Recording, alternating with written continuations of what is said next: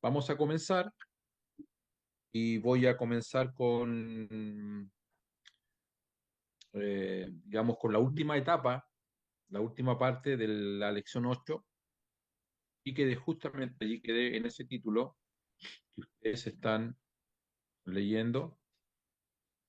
eh, y vamos a avanzar rápidamente en la lección 8 para, para continuar con la lección 9. Yo voy a ir leyendo igual que ustedes. He determinado que en esta primera etapa, que ya estaremos terminando prontamente, con la lección 8 por la lección 9, ir minuciosamente viendo y leyendo en conjunto, para ya la siguiente etapa ir quizás un poquito más rápido, con algunos aspectos más prácticos, menos elevados quizás en algún aspecto, con respecto a lo que es todo lo que es el sacerdocio. Y lo digo por la sencilla razón de que eh, cuando hablamos de sacerdocio en las iglesias, a veces lo hacemos demasiado superficial, y un término chileno, y se lo explicamos al pastor Héctor de Estados Unidos. Aquí hay una palabra que se usa que es el chaqueteo, ¿correcto? Y a veces chaqueteamos mucho con lo que es el término sacerdote, lo abusamos, lo desusamos de todo, pero para Dios tiene una tremenda trascendencia cuando dice que somos sacerdotes o somos reyes y sacerdotes. No hemos, no hemos hablado del todo de lo que es el reyes. Vamos a ver eso posteriormente, pero no hemos dedicado los últimos meses a hablar de lo que es el sacerdocio, y mayormente estuvimos hablando mucho, para aquellos que no tienen las lecciones o las tienen, para que repasen en relación a lo que es el sacerdocio del Antiguo Testamento, del Antiguo Pacto, el sacerdocio arónico, que fue un sacerdocio establecido por Dios y que de allí sacamos muchísimas enseñanzas como metáforas, como tipos sombras, figuras, para traernos a la realidad de lo que es el sacerdocio de Melquisedec. ¿Mm? Entonces, el título ahí dice: es un sacerdocio humano divino, ¿ya? El hombre que Dios utilizó para iniciar este sacerdocio, a Melquisedec, él lo transformó, lo regeneró y le dio la vida Zoe y la naturaleza divina. La vida Zoe, eh, entiendo que todos sabemos, pero digámoslo, es la vida de Dios, ¿ya? La vida de Dios, es la vida divina, es la vida eterna, es la vida increada, ¿correcto? Esa es la vida de Dios, la vida superior y la naturaleza divina. Por esa, por eso la palabra declara en Hebreos 7:3 que fue hecho semejante al Dios, semejante al Hijo de Dios. Hebreos 7:3. Recuerden apagar ponerle silencio a sus pantallas, por favor. Y en esta condición, dice la Biblia que Melquisedec ministró a Abraham y a todos sus contemporáneos. Jesucristo es perfecto hombre y perfecto Dios, una condición doble. Y Él es el gran sumo sacerdote, o nuestro sumo sacerdote eterno. Cuando dice la palabra eterno, es porque nunca dejará de ser Dios y nunca dejará de ser el hombre glorificado. El verbo, dice la Biblia, se hizo carne y habitó, dice Juan 1, entre nosotros. Por último, nosotros hoy somos humanos con naturaleza divina. por lo que estamos plenamente calificados para participar del sacerdocio según el orden de Melquisedec, sacerdocio que es realizado solo por quienes viven esta doble naturaleza. Segunda de Pedro 1:4 nos dice que nos ha dado preciosas y grandísimas promesas para que por ellas llegaseis a ser participantes de la naturaleza divina. Quiero que, quiero que lean bien eso y les quede grabado. ¿Participantes de qué? De la naturaleza. Tenemos un tiempecito para explicar esto. Eh,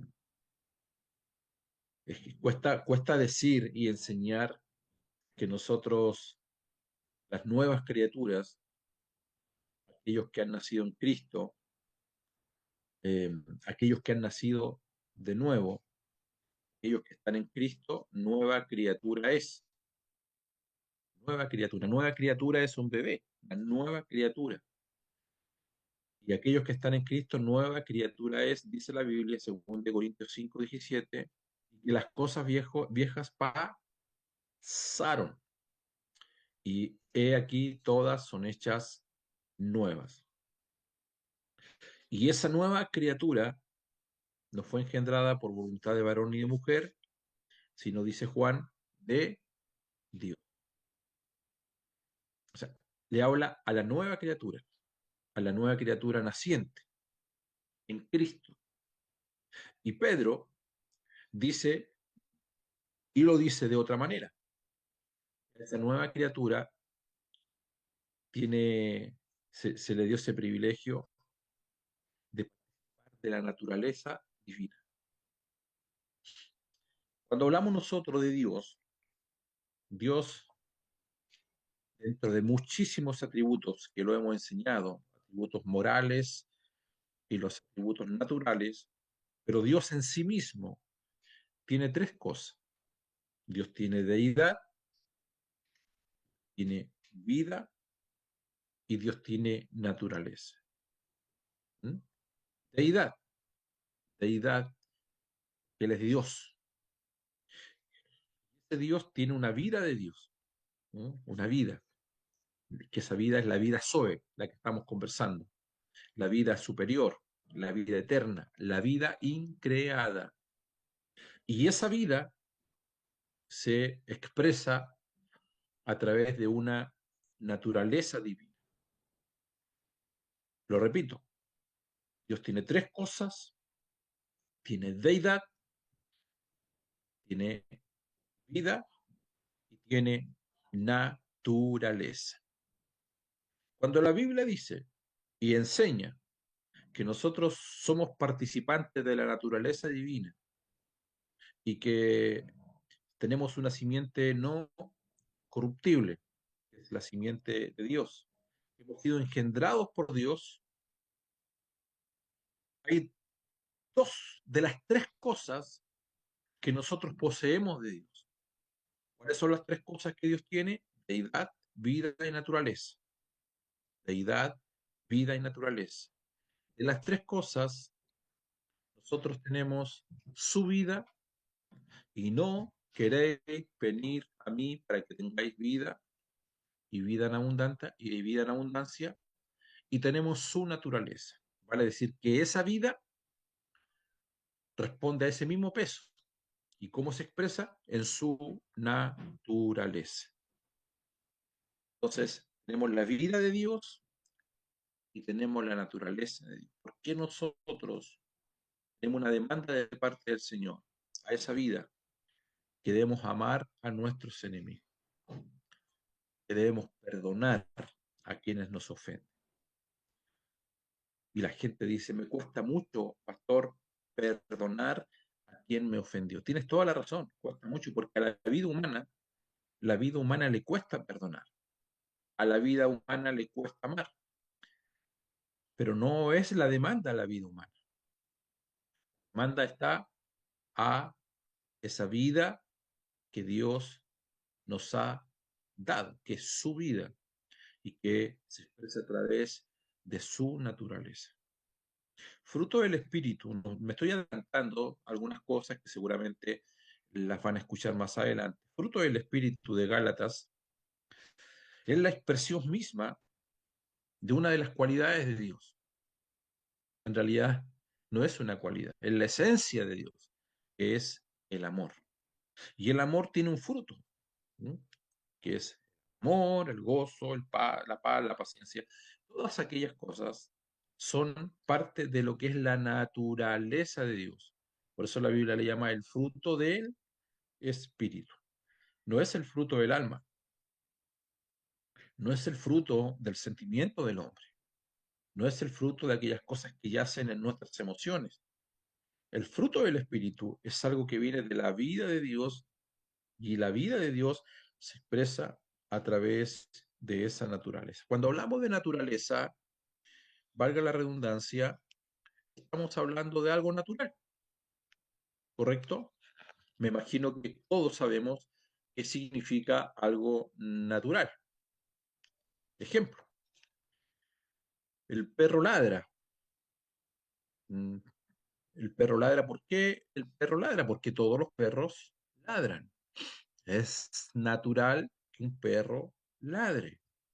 No hay seminarios de perros para que ladren, no hay un seminario de motivación.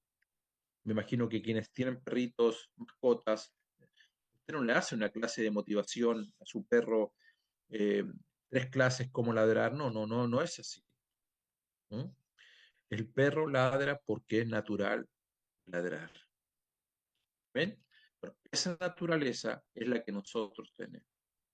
En Cristo es natural amar. En Cristo es natural perdonar. En Cristo es natural pensar bien, ser benigno, ser bondadoso. ¿Ya? ¿Por qué? Porque es el fruto del Espíritu que yace en la nueva criatura. Volvamos al texto. Aquel que está en Cristo, nueva criatura. El segundo título, dice allí, es un sacerdocio tridimensional. Cuando Dios le mostró el modelo del tabernáculo celestial, Dios se lo muestra a Moisés, ustedes recuerdan, y le dijo que lo replicase en la tierra.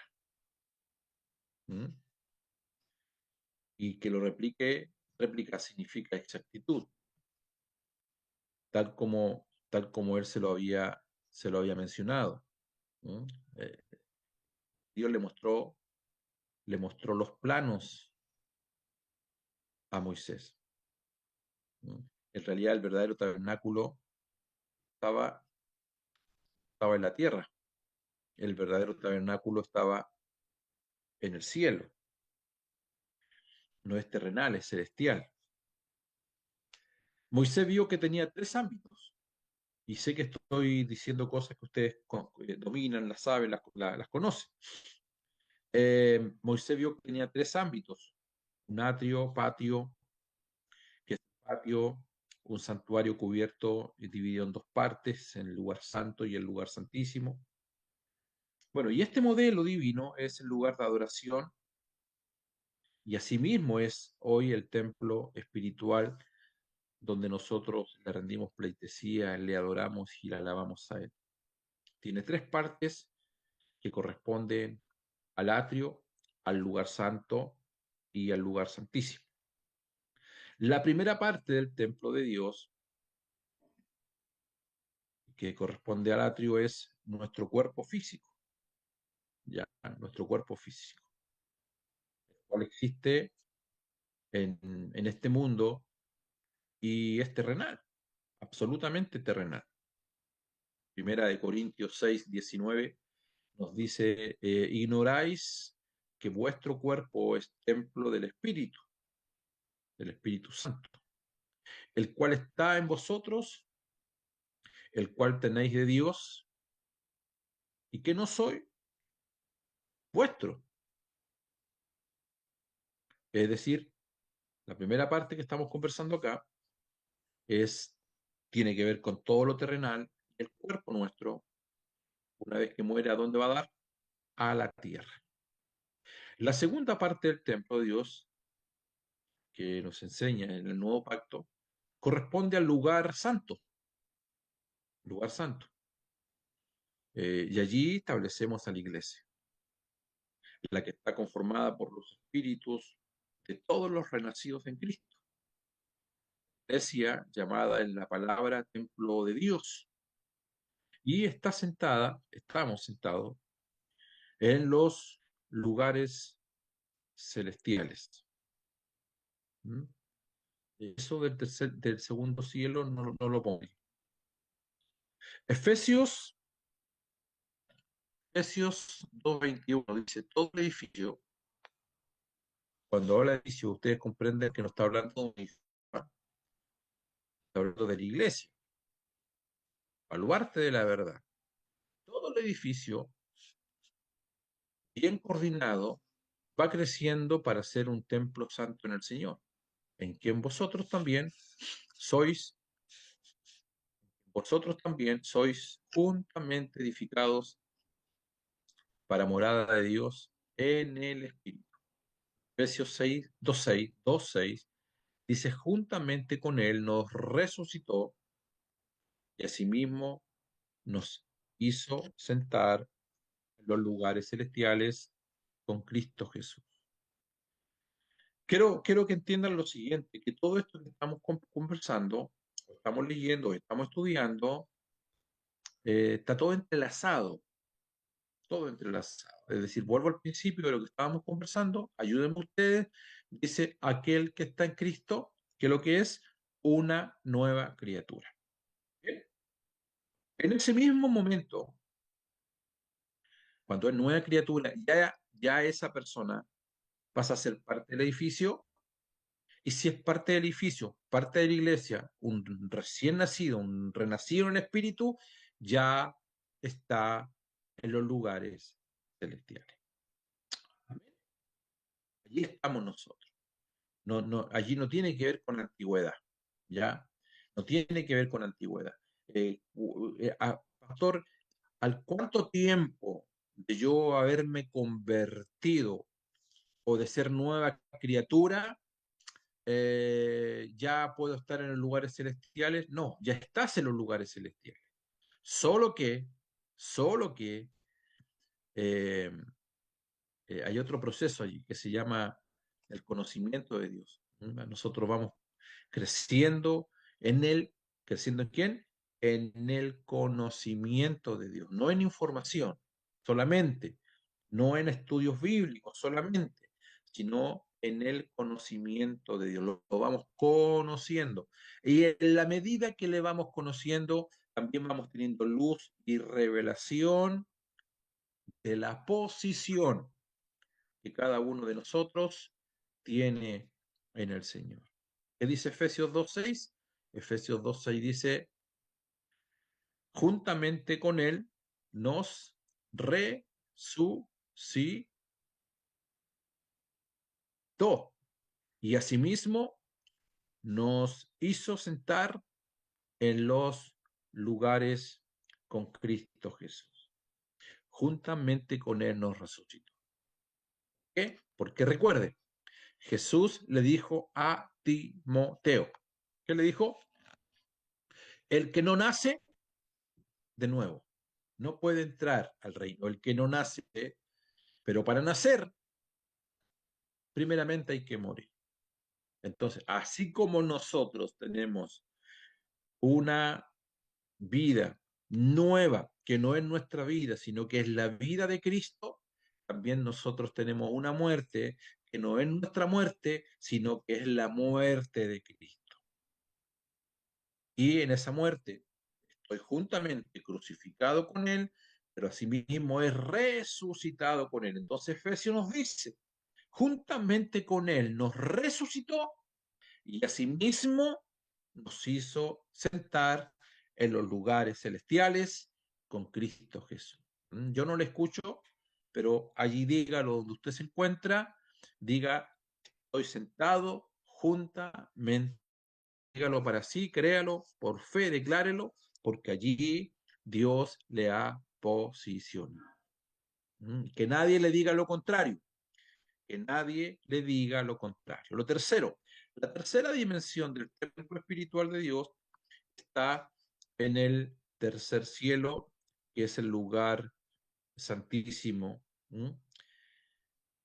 el que Dios mostró a Moisés para que lo replicase en la tierra. Recuerde, recuerde, el verdadero tabernáculo no es terrenal, sino es celestial. Pero el hombre del Antiguo Testamento, del Antiguo Pacto, no tenía luz, no tenía revelación, no tenía la capacidad de ver lo que ocurría en el mundo espiritual. Entonces Dios, ¿qué hizo? Como lo ha hecho con muchos de nosotros en una primera etapa, lo enseñó con, como decimos los niños en el colegio, con manzanita. ¿Qué mejor que Dios al hombre le ilustró, pero de una forma literal, cómo era el tabernáculo celestial, haciendo una réplica aquí en la tierra? Dios le muestra a Moisés el tabernáculo para que lo replique aquí en la tierra. Allí también estaba, en el lugar santísimo, estaba el arca del pacto y el propiciatorio, ¿no? Y el trono de la gracia de Dios. Todo lo que nosotros hablamos del lugar santísimo tiene que ver con el Espíritu, tiene que ver con la presencia de Dios, tiene que ver con dónde se concentra y está la morada del Señor. Por eso que Efesios dice que nosotros hoy en día, en el nuevo pacto, nos acercamos confiadamente donde se encuentra nuestro oportuno socorro, que es el trono de la gracia de Dios. ¿Cómo me gustaría que todo el mundo pudiese tener claridad que hoy día usted y yo tenemos libre acceso no al lugar santísimo terrenal, no al tabernáculo terrenal, porque para acercarse al tabernáculo terrenal, ya eso lo vimos, ya, era imposible, era imposible, solamente un hombre podía entrar, que era el sumo sacerdote, ¿recuerda? ¿Y lo hacía cuántas veces al día? No cuántas veces al día. ¿Lo hacía cuántas veces a la semana? Tampoco a la semana. ¿Cuántas veces en el mes? No. ¿Cuántas veces en el año? Una vez al año lo hacía. Una vez al año. De este tabernáculo terrenal estamos hablando. Sin embargo, acuérdese, era la réplica. Necesitábamos pasar un proceso, que ese proceso termina en la cruz. Y en la cruz del Calvario, ¿qué ocurre? Dios a usted y a mí, mediante su muerte, estableciendo un nuevo pacto, nos hizo un libre acceso no al lugar santísimo terrenal, sino al celestial, y acercados confiadamente al trono de la gracia de Dios, una vez al año, una vez por mes, todas las veces. En realidad, no deberíamos salir nunca de allí.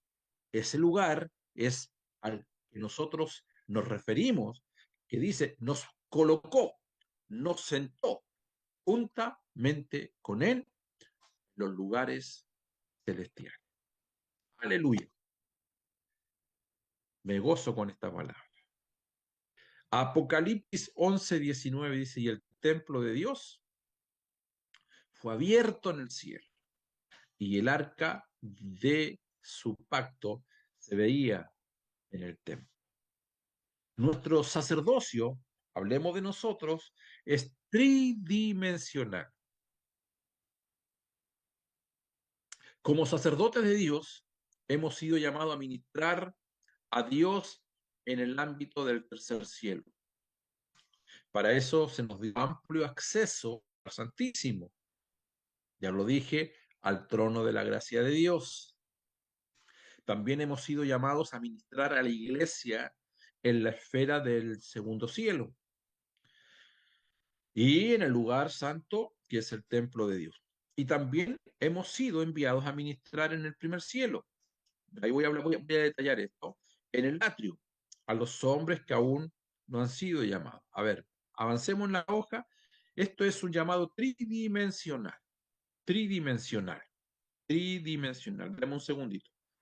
Tridimensional. Se lo explico de esta forma. Eh, Nosotros tenemos una eh, bueno, la palabra tridimensional significa en tres esferas, ¿correcto? Tres esferas, eh, tres dimensiones.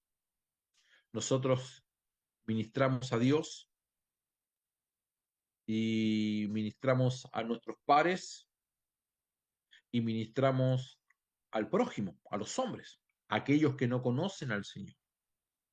Entonces, allí es como que, sígame la idea, si me está viendo, es como que usted haga la cruz. Oye, yo estoy de pie, hago la cruz, estiro mis brazos, hago la cruz, ¿cierto?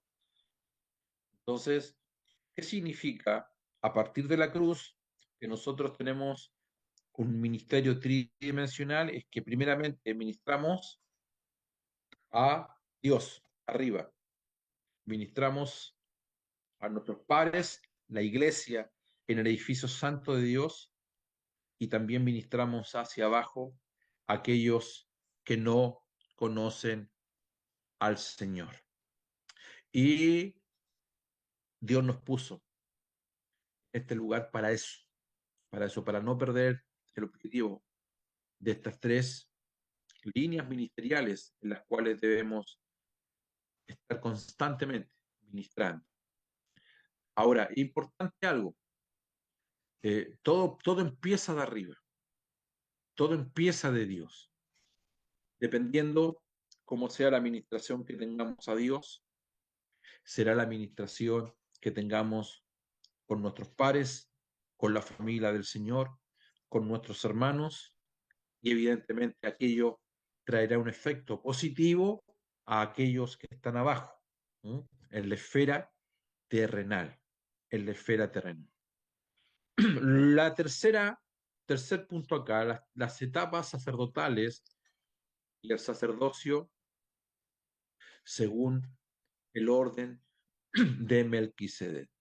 Voy a leerlo nuevamente, las etapas sacerdotales y el sacerdocio según el orden de Melquisedec. Hay cinco etapas sacerdotales, las veremos y veremos también su duración, su duración.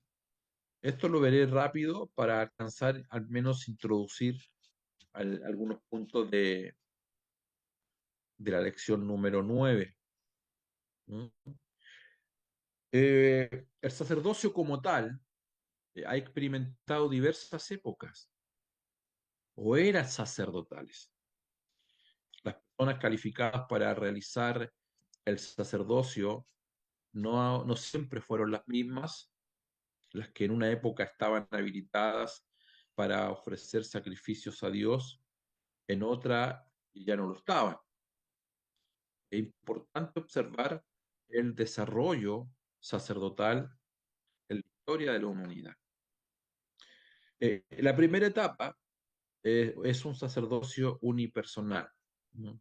Nosotros conocemos la historia de Caín y Abel, la primera mención sobre actos sacerdotales, cuando ellos traían ofrendas al Señor, sacrificaban animales en adoración a Él. Aquello está en Génesis 4. Caín y Abel trajeron a Dios cada uno su ofrenda, más allá de lo que ofrecieron y del resultado espiritual de sus ofrendas, nos interesa el hecho de que cada uno ofreció por sí mismo a Dios. Génesis 4:3 dice, y aconteció, andando, andando el tiempo, que Caín trajo del fruto de la tierra una ofrenda a Jehová. Y Abel trajo también de los primogénitos de sus ovejas, de lo más gordo de ella. Eh, en la siguiente fase sacerdotal, es el padre de la familia quien ofrece por todos sus descendientes. Pero aquí no vemos a Adán ofreciendo por sus hijos, sino a cada uno de ellos, individualmente, trayendo sacrificio al Señor.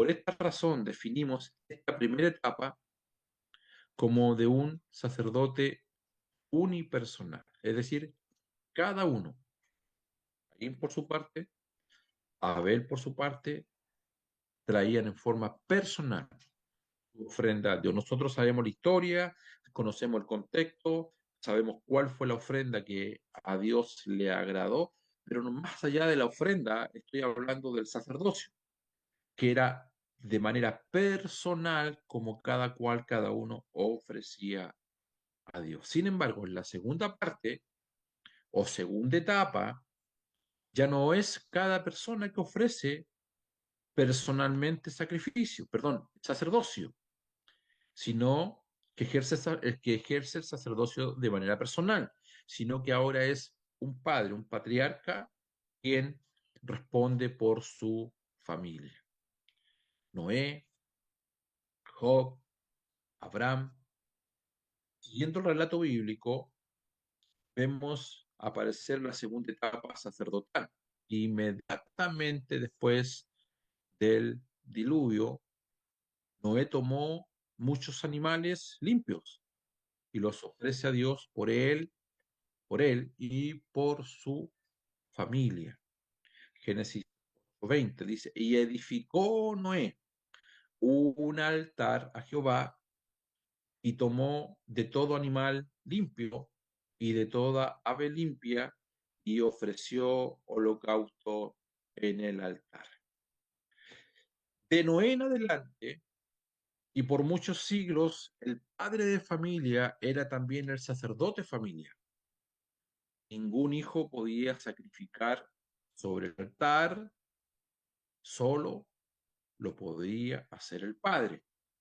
Y cuando el padre moría, el hijo mayor heredaba este ministerio, sacerdocio, sobre toda su familia. Vemos realizado este hecho, este servicio sacerdotal por Noé, en Abraham, en Isaac y en Jacob. Pasamos a la tercera etapa, ya que hay un sacerdocio nacional. O sea, ya no es personal, ya no es familiar, sino que ya entramos en una nación, ¿m? En una nación. La etapa del sacerdocio patriarcal terminó oficialmente cuando en el monte Sinaí Dios da a Israel sus mandamientos. La ley lo cambió todo respecto del sacerdocio. La ley prohibió, toda ley prohíbe, ¿eh? La ley prohibió que cualquier hombre sacrificar animales a Dios en su casa o que realizase alguna labor sacerdotal. Ya no lo podía hacer en su casa, ni personalmente, ni el padre de familia determinar por todos ellos, no se podía. Ahora, los padres dejaron de ser los sacerdotes de la familia, no dejaron de ser los líderes y maestros de sus familias, pero sí sus sacerdotes. En la ley o en su ley, Dios levantó una familia, la familia de Aarón, para que fuesen los sacerdotes autorizados por él para ministrar a toda la nación de Israel. Ellos eran los únicos sacerdotes para toda la familia de Israel. No sé si usted sigue la idea, pero mira a dónde vamos ya. ¿Mm? Empezamos, empezamos que era personal, después que era familiar, y ahora ya estamos viendo que hay una nación y que hay unos pocos, un grupo que casi determina, pero por orden de Dios, determina por los demás. Ellos, la familia de Aarón, eran los únicos sacerdotes para toda la nación de Israel. Cada hombre que quisiera o necesitase ofrecer a Dios ofrenda o sacrificio debía acudir a la casa de Dios y pedir al sacerdote que ofreciese por él y por su familia a Dios. Escúcheme esto. Si alguien quebrantaba esta ley, ¿qué ocurría con él? Moría. Levíticos 17, 3 y 4 dice, cualquier varón de la casa de Israel que degollare buey o cordero o cabra en el campamento o fuera del campamento y no lo trajera a la puerta del tabernáculo de reunión para ofrecer ofrenda a Jehová delante del tabernáculo de Jehová, será culpado de sangre el tal varón. Sangre derramó, será cortado el tal varón entre su pueblo. Anteriormente dijimos que cuando Jesús murió, el velo del templo de Jerusalén, que impedía a todos a entrar al lugar santísimo, fuese rasgado. Entonces, con esto Dios estaba diciendo que el camino a su presencia real había sido abierto. Ya no había velo, no había obstáculos, no había rituales, no había absolutamente nada. Libre acceso. El velo que impedía la entrada al lugar más sagrado del templo y que era tan celosamente guardado por la religión judía, había sido roto por Dios de arriba abajo. Ahora, a partir de allí, todos los creyentes en Cristo, sin distinción, podían entrar al lugar santísimo para tener comunión y comunión con Dios. O sea que ya no hay sumo sacerdote terrenal. El único sumo sacerdote es celestial.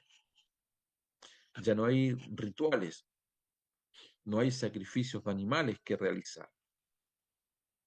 Un cordero inmolado que cargó todos los pecados de la humanidad por todos y cada uno de nosotros, evidentemente.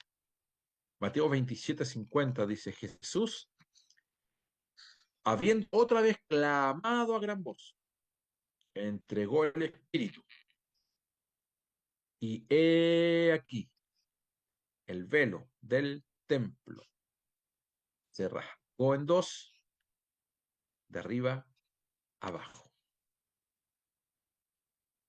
Al romper el velo, Dios estaba terminando el tiempo del sacerdocio levítico bajo el antiguo pacto. Aunque ellos, como si nada hubiese sucedido, continuaron realizando su sacerdocio hasta la destrucción de la ciudad y el templo. Pongan allí como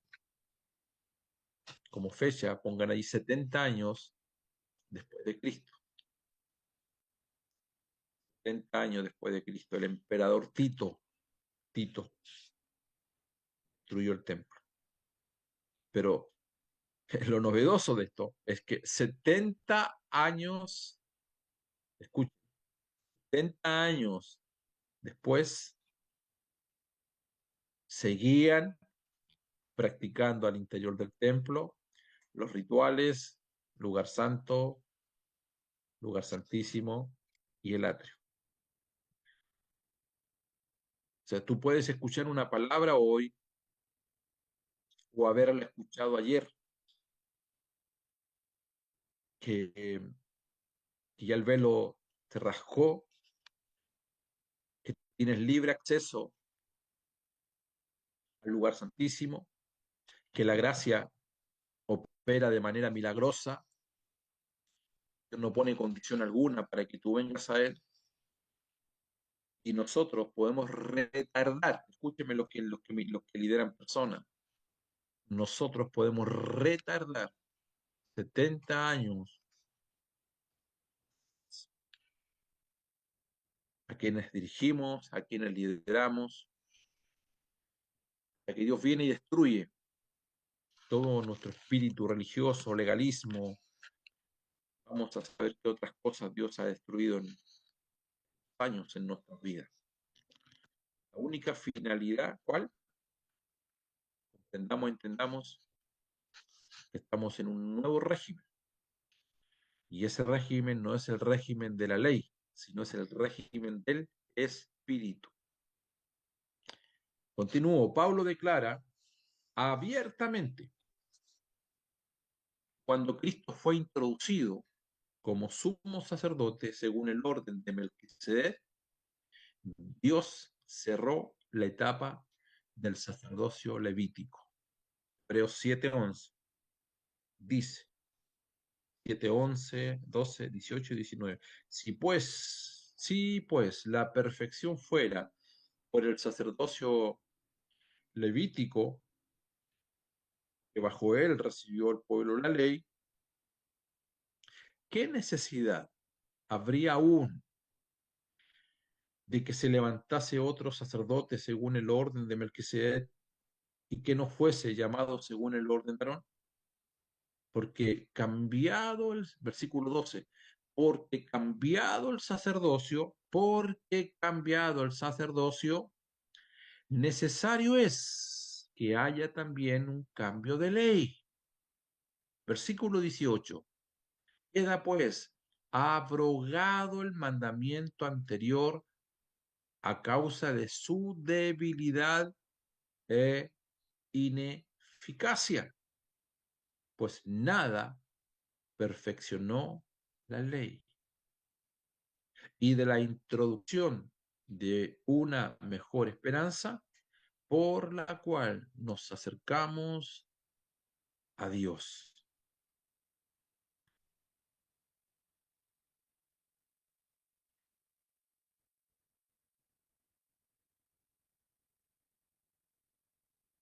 Cuarta etapa. Vamos, vamos al parecer a terminar la lección 8 y no vamos a alcanzar a la 9, pero estamos, estamos bien en el tiempo y hemos ido de manera muy precisa y creo que comprendiendo. ¿Eh? La cuarta etapa es un sacerdocio mundial, mundial. Recuerde que la primera, ¿cómo fue? Personal, la segunda fue familiar, la tercera, sí, estaba el patriarca, la tercera fue ya como una nación, y esta es mundial. La cuarta es muy parecida a la quinta, pero hay una diferencia allí. Veamos. Anteriormente vimos que el sacerdocio, según el orden de Melquisedec, es pre-levítico y post-levítico. O sea, ante la ley y después de la ley. La escritura lo registra en los tiempos de Abraham, 500 años antes de que comenzara la etapa del sacerdocio nacional en Israel, para luego de Israel por más de 2000 años. Solo hay una referencia profética mesiánica en el Salmo 110:4. Juró Jehová y no se arrepentirá. Tú eres sacerdote para siempre, según el orden de Melquisedec. El sacerdocio, según el orden de Melquisedec, comenzó a manifestarse en plenitud después de la resurrección del Señor Jesucristo, cuando él fue ordenado como sumo sacerdote según el orden celestial. Inmediatamente él constituyó a todos los miembros de su cuerpo, la iglesia, y nos llamó, ¿cómo nos llamó? Reyes y sacerdotes. ¿Mm? Estamos hablando ya cuando Cristo resucita.